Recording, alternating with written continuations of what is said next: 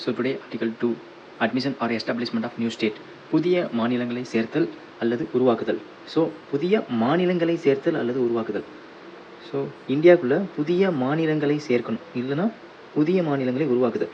So இது ஃபுல்லாகவே article 2 கீழே வரும். இது வந்து இந்தியாவுக்கு உள்ளே இருக்க பகுதி, அதாவது உள்ளே இருக்கக்கூடிய ஸ்டேட்ஸை பிரிக்கிறது, சேர்க்கறது, இதெல்லாமே ஆர்டிகல் 2ல் வராது. இதெல்லாம் ஆர்டிகல் 3ல் வரும், ரைட்டா?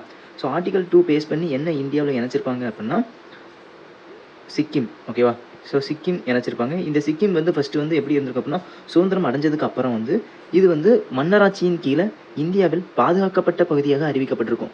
அதுக்கப்புறம் தான் 35வது கான்ஸ்டியூஷன் அமெண்ட்மெண்ட் ஆக்டில் வந்து 1974 இது என்ன பண்ணியிருப்பாங்க அப்படின்னா, ஸோ அசோசியேட் ஸ்டேட், ஸோ சிக்கிமை வந்து அசோசியேட் ஸ்டேட்டாக மாற்றிருப்பாங்க.